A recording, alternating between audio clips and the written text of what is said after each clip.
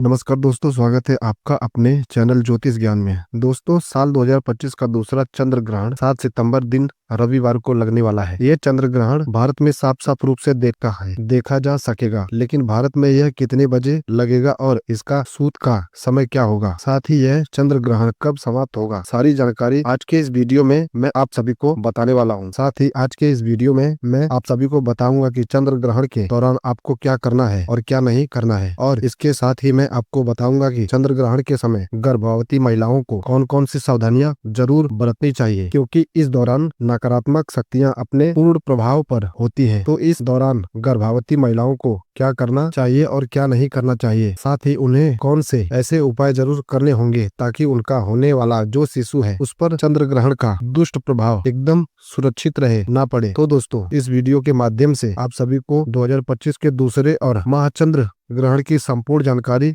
मिलेगी, इसलिए इस वीडियो को लास्ट तक जरूर देखिएगा। साथ ही इस वीडियो को देखने के बाद आप ज्यादा से ज्यादा अपने पड़ोसी और रिश्तेदारों के साथ इस वीडियो को शेयर करना भी बिल्कुल मत भूलिएगा। साथ ही चंद्र ग्रहण की इस वीडियो को लाइक करके चैनल प्राचीन जानकारी को सब्सक्राइब जरूर कीजिएगा, ताकि आने वाली हर एक वीडियो सबसे पहले आपको संपूर्ण जानकारी के रूप में मिल सके। तो दोस्तों, साल 2025 में कुल 4 ग्रह हैं, जिसमें से 2 सूर्य ग्रहण और 2 चंद्र ग्रहण हैं। और इस साल 2025 में जो पहला चंद्र ग्रहण था वह 14 मार्च को लग चुका है, और अब साल 2025 का दूसरा और अंतिम चंद्र ग्रहण 7 सितंबर दिन रविवार को लगने जा रहा है। पर दोस्तों, यह कोई मामूली चंद्र ग्रहण नहीं होगा, बल्कि एक महान चंद्र ग्रहण होगा, जिसका न केवल पूरी दुनिया के ज्योतिष पंडित बल्कि एस्ट्रोलॉजर भी बेसब्री से इंतजार कर रहे हैं। आपको बता दें कि ज्योतिष शास्त्र में चंद्र ग्रहण को अशुभ घटना के रूप में देखा जाता है, क्योंकि चंद्र ग्रहण के दौरान चंद्रमा पीड़ित अवस्था में होते हैं और अशुभ फल देते हैं, क्योंकि इस समय चंद्रमा की जो शक्ति है वह बिल्कुल ही क्षीण होती है। इस दौरान कई ऐसे कार्य हैं जिनको बिल्कुल ही वर्जित होता है करना, खास तौर पर जो शुभ कार्य हैं उन्हें चंद्र ग्रहण के समय बिल्कुल भी नहीं करना चाहिए। आपको बता दें कि चंद्र ग्रहण एक खगोलीय घटना है। जब पृथ्वी, सूर्य और चंद्रमा के बीच में आती है तब इसे ही चंद्र ग्रहण कहा जाता है। आपको बता दें कि साल 2025 में 7 सितंबर को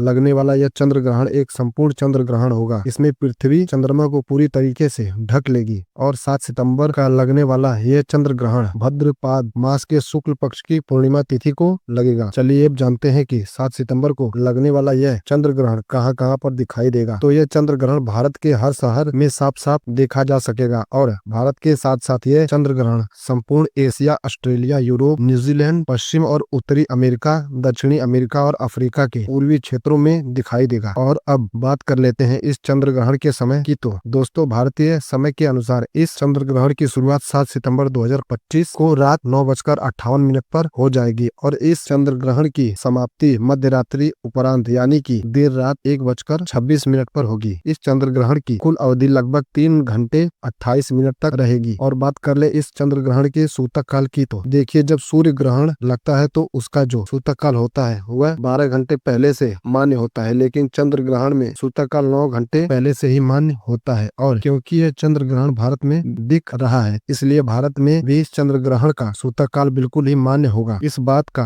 आप थोड़ा सा ध्यान रखिएगा। बात कर ले सूतक काल के समय की, तो आपको बता दूं कि इस चंद्र ग्रहण का सूतक काल की शुरुआत 7 सितंबर 2025 की दोपहर 12:19 पर हो जाएगा, और सूतक काल की समाप्ति ग्रहण के साथ ही 7 सितंबर 2025 की मध्य रात्रि उपरांत यानी कि देर रात 1:36 पर होगी। इसलिए दोस्तों, इस बात का खास रूप से ध्यान रखिएगा कि भारत में सूतक काल और ग्रहण के सारे नियम मान्य होंगे। भारत में रहने वाले लोगों को इस चंद्र ग्रहण के समय विशेष रूप से सावधानी बरतनी होगी। खासकर गर्भवती महिलाओं को इस समय विशेष सावधानी बरतने की आवश्यकता होती है, क्योंकि ग्रहण का सीधा प्रभाव गर्भ में पल रहे शिशु पर पड़ता है। इसलिए चंद्र ग्रहण के समय गर्भवती महिलाओं को चांद की रोशनी में नहीं जाना चाहिए, और अपने गर्भ पर ग्रहण की छाया तो बिल्कुल ही नहीं पड़ने देनी चाहिए। साथ ही चंद्र ग्रहण के समय गर्भवती महिलाओं को ज्यादा से ज्यादा भगवान का ध्यान, मंत्र जाप आदि करते रहना चाहिए। ये किसी धार्मिक पुस्तक का पाठ करना चाहिए। गर्भवती महिलाओं को नुकीली और धारदार चीजों का प्रयोग इस समय सूतक काल और ग्रहण के दौरान बिल्कुल भी नहीं करना चाहिए। गर्भवती को ग्रहण में गलती से भी देखना नहीं चाहिए। दोस्तों, ग्रहण के समय गर्भवती महिलाओं को किसी भी बात की टेंशन नहीं लेनी चाहिए, और इस दौरान गर्भवती महिलाओं को झुककर भी कोई भी काम नहीं करना चाहिए। इस समय सुई धागे का इस्तेमाल ना करें और ना ही बुनाई करें। प्रेग्नेंट महिलाओं को धातु से निर्मित चीजों का प्रयोग भी नहीं करना चाहिए और ना ही उन्हें इस समय शरीर में धारण करना चाहिए। संभव हो तो ग्रहण खत्म होने के बाद गर्भवती महिलाओं को स्नान अवश्य ही करना चाहिए और ग्रहण के दौरान अपने पेट पर गेरू का लेप अवश्य ही करके रखना चाहिए। अगर आप बीमार हो तो किसी कारणवश स्नान ना कर पाए, संभव ना हो तो कम से कम अपने ऊपर गंगा जल का छिड़काव अवश्य ही करें और अपने कपड़े अवश्य बदलें। ग्रहण के दौरान गर्भवती महिलाओं को खाने में छिड़का और तड़का भी नहीं लगाना चाहिए। खाने के को जितना साधारण रखे उतना ही बेहतर होगा। इसके अलावा बता दें कि ग्रहण के समय पति पत्नी को शारीरिक संबंध भी नहीं बनाने चाहिए। ऐसा करने से आपके घर की सुख शांति खराब हो जाती है। यदि आपकी कुंडली में कोई दोष है तो इस समय ग्रहण के दौरान आप घर से बाहर ना निकलें, खासकर जिनकी कुंडली में राहु केतु का प्रभाव ज्यादा हो। आपको बता दें कि ग्रहण के दौरान तेल मालिश भी नहीं करनी चाहिए। ऐसा करने से त्वचा संबंधित रोगों का सामना करना पड़ता है। दोस्तों, ग्रहण के समय तुलसी के पत्तों का विशेष महत्व होता है। इस समय तुलसी के पत्तों को तोड़ना अशुभ माना जाता है। किसी भी चीज में, खाने पीने की चीज जो है उसमें तुलसी का डालकर रख दें और फिर उन्हें किसी भी चीज में, खाने पीने की जो चीज है उनमें तुलसी दाल तोड़ कर पहले से ही रख दें और फिर उन्हें जरूर ही डालें। इसके अलावा बता दें कि चंद्र ग्रहण के समय सभी लोगों को कुछ खास बातों का जरूर ध्यान रखना चाहिए, क्योंकि चंद्र ग्रहण का नकारात्मक प्रभाव सभी लोगों के जीवन में देखने को मिलता है। ध्यान रखें कि चंद्र ग्रहण के दौरान बालों में तेल लगाना, भोजन करना, पानी पीना, सोना या बाल बनाना, यह सभी कार्य बिल्कुल ही वर्जित होते हैं। इस दौरान कपड़े धोना, बर्तन धोना, खाना बनाना या फिर ताला खोलना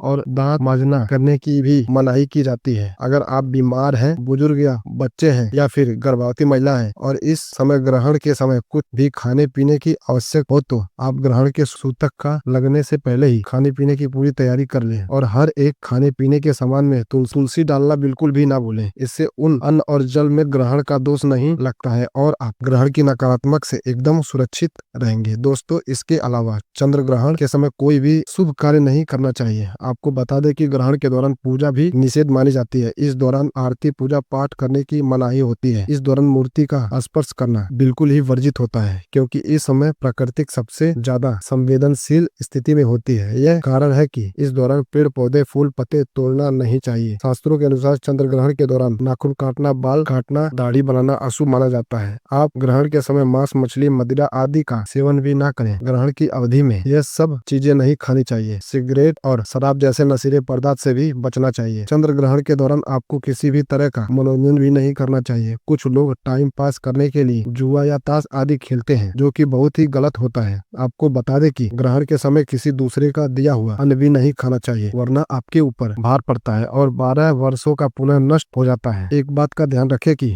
ग्रहण के दौरान बाहर का खाना भी नहीं खाना चाहिए। इस दौरान सोना नहीं चाहिए, लेकिन गर्भवती महिला, बूढ़े और बच्चों पर यह नियम लागू नहीं होता। दोस्तों, ग्रहण के समय जितना हो सके ईश्वर का ध्यान करना चाहिए। ग्रहण के समय लड़ाई झगड़ा भी नहीं करना चाहिए। इस दौरान झूठ, कपट, बुरे विचारों से परहेज करें। ग्रहण काल में मन और बुद्धि पर पड़ने वाले दुष्ट प्रभाव से बचने के लिए आपको ज्यादा से ज्यादा भगवान का नाम जाप करना चाहिए या किसी मंत्र का जाप करना चाहिए। आप चंद्र ग्रहण के दौरान चंद्रमा के मंत्रों का जाप करें। एक मंत्र में आप सभी को बता रहा हूँ, इसे आप कहीं नोट कर लें और चंद्र ग्रहण के दौरान आप इसको जाप कर सकते हैं। मंत्र है ओम चंद्राय नमः या फिर ओम सोम सोमाय नमः। मंत्र का जाप कर सकते हैं और ग्रहण समाप्त होने के बाद गंगा जल डालकर स्नान कर सकते हैं। पूरे घर में झाड़ू और पोछा लगाएं। गंगा जल का छिड़काव घर के मंदिर से लेकर घर के हर एक कमरे में जरूर करें। इसके बाद आप किसी जरूरतमंद गरीब या ब्राह्मण को अन्य धन और वस्त्र का दान करें। इससे आपको पुण्य की प्राप्ति होगी। और आप अब बात कर लेते हैं चंद्र ग्रहण के दौरान आप किन उपायों को करके अपने जीवन के हर एक प्रकार के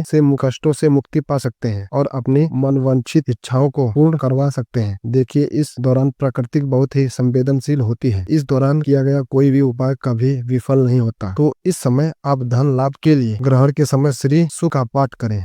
इससे धन के कई तरीके से लाभ होते हैं और पैसे रुपए से जुड़ी जितनी भी ब्लॉकेज आपके जीवन में, आपकी कुंडली में लगे हुए हैं, वे अपने आप ही खुल जाते हैं। सुख समृद्धि के लिए ग्रहण के समाप्त होने के बाद गाय माता को गुड़ और रोटी अवश्य ही खिलाएं। इससे घर में सुख समृद्धि की प्राप्ति होती है। नजर दोष से मुक्ति पाने के लिए ग्रहण के बाद काले तिल और सरसों के तेल का दीपक पीपल के नीचे जरूर जलाएं। इससे नजर दोष की समस्या से आपको मुक्ति मिलती है। चंद्रमा के दोष, कुंडली में मांगलिक दोष हो या फिर चंद्र दोष हो, तो इसके निवारण हेतु ग्रहण के समय चंद्र मंत्र का जाप करें और चांदी चांदी के बर्तन में दूध भरकर शिवलिंग पर अर्पित कीजिए। इससे चंद्र दोष बिल्कुल ही समाप्त हो जाएगा। स्वास्थ्य लाभ हेतु, अगर घर परिवार में कोई बहुत ज्यादा बीमार रहता है तो ग्रहण समाप्त होने के बाद स्नान कर गंगा जल छिड़के और भगवान विष्णु का ध्यान करें। नौकरी और व्यापार में वृद्धि के लिए, सरकारी नौकरी की प्राप्ति के लिए या फिर कोई दूसरी नौकरी में अगर आप प्रमोशन चाहिए, अगर आप तरक्की चाहिए आपको, तो ऐसे में चंद्र ग्रहण की समाप्ति के बाद तुलसी माता के पास में आप एक शुद्ध घी का दीपक जलाएं और साथ ही वे वहीं पर अक्षत और रोली जरूर ही रख दे। इससे आपको नौकरी और व्यापार में जो भी दुविधा आ रही है, विपत्ति आ रही है, वह बिल्कुल ही दूर हो जाएगी। तो दोस्तों, अब बात कर लेते हैं उन भाग्यशाली राशियों की